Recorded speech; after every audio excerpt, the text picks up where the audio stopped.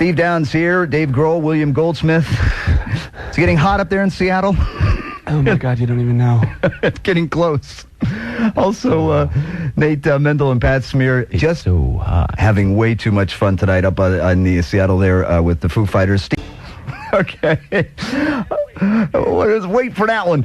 I'll stick around from Foo Fighters. Who is the incredibly talented toad-like sound that I'm hearing? Who's Pat. Pat. Incredibly talented. I think there's a future for you in a beer commercial there somewhere if this whole Foo Fighters thing doesn't work out. I don't know. Give him one, Willie. Give me one there. Give him a drum. Thank you so much. Thank you. Let's get back to the phones now. Jimmy in Pleasanton, Texas, listening to 99.5 KISS in San Antonio this evening. Jimmy. Hey, guys. How's it going? What's up? Yeah, this is a question for Dave. Yeah? Was Foo Fighters in your future, even if you were still with Nirvana, like an on-the-side project?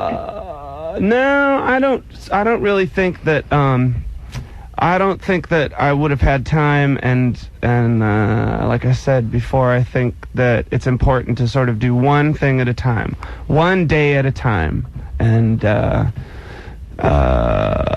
no. There you go. By the way, Foo Fighters will be in San Antonio on the 18th of April playing the Live Oak Civic Center. Matt, he's in New Franklin, Missouri, listening to 98.3 FMMZ in Columbia. Matt. Yeah. I have a question for Dave. Go ahead. Sir. Do you still keep in touch with Chris? Novoselic? Yeah. Oh, of course, I do. Very much so. I speak with him quite often. He's a great guy, and I'll be his friend forever, I hope, unless he starts hating me. But we really love each other, and we get along great, and he's very cool, and I miss him sometimes, and he's very tall. He's 6'7.5", and he's very funny, and you just gotta love him. A giant of a man. That's right. Thank you, Matt, for the call. So I read somewhere, Dave, where the story goes that it was your cousin who first turned you on to punk way back when. My question is, what were you into before that?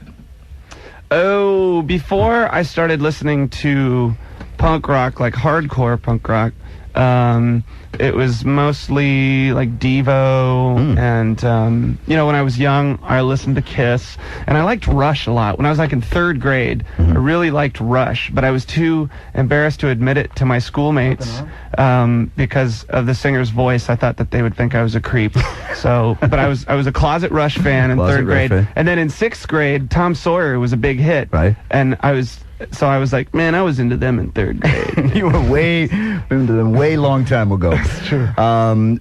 Your cousin, I think she was from Illinois. That's right. What's she into now? I don't really know. Last we heard it was what was it? Was it bondage pants and something else way back when? I think she might be a nurse. I see. Good. That's to be perfectly honest. Nice progression there. Yeah. Would you mind playing live for us again? If yes, you're ready? We will. We would love to hear some more stuff. Now we're going to do something that we've never done before. We're only doing it for this broadcast, and there's a song on our album called Wattershed, and it's sort of this fast, loud, crazy song, and it's about absolutely nothing. So what I think would be fitting and fun would be to play Wattershed, and instead of me singing it, I'm going to tell you a story. Sounds great. In the voice of Fred Schneider from the B-52s. Oh, sounds perfect. So let's try this out, guys. Ready? Let's go. You got to start it, Pat.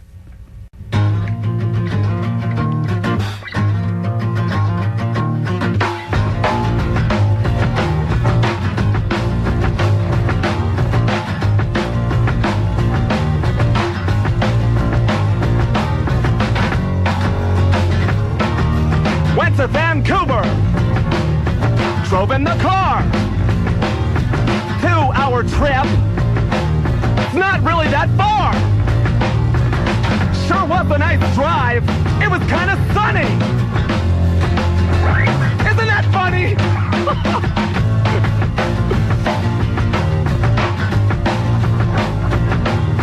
Got to the hotel. valet parking man. Asked if he could park the car. I said, sure you can. He took the keys, started to drive away. He'll be back someday.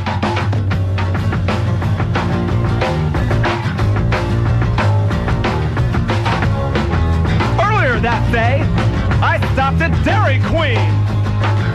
It was great. Had a chili dog.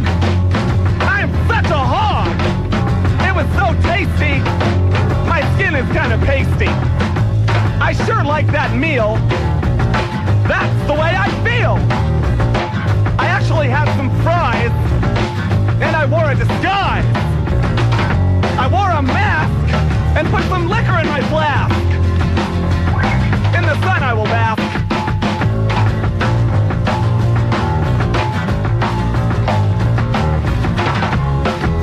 The valet man found a can in the back of the truck. What the? He asked me if I wanted for him to dispose of the bag. I said, sure. Throw it away, man. But what was most funny about this peculiar little bunny was the way he said it. He said, pardon me, may I dispose of your Dairy Queen bag? Oh, man. That was perfection. That's all I can tell you. Funny stuff. That was perfection.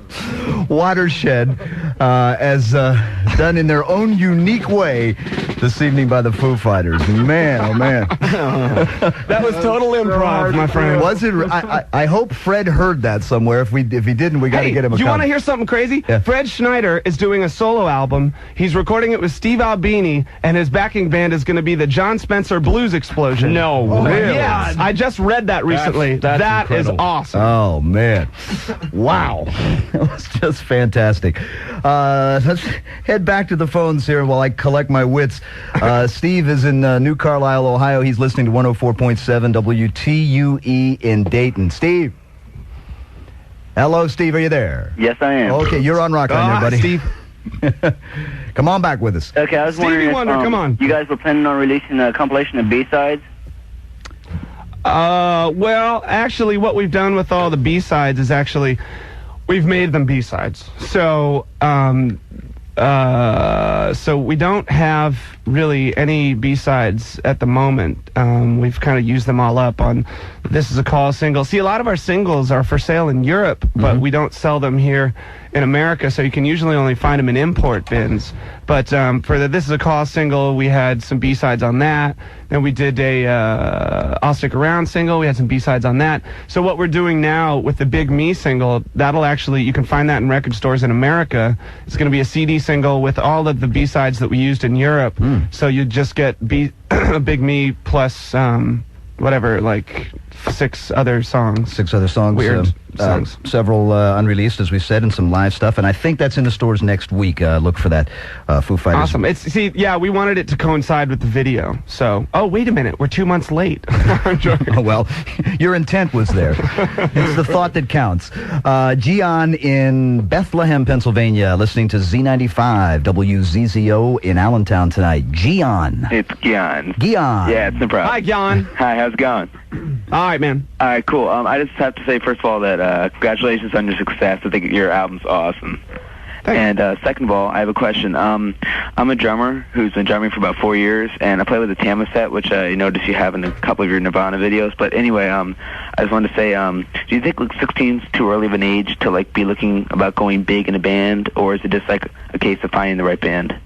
Man, you should just find the right people to play with, and people that you get along with, and people that you can be in the van with for 24 hours a day for months on end. And I think that it's never too young to start. I don't think. I mean, I think we said this last time. Like, play for yourself and for the people that you're playing with, and never expect anything. Yeah, I mean, don't plan on being like super something or whatever. Just play for the sake of playing music. The best advice you could possibly get there.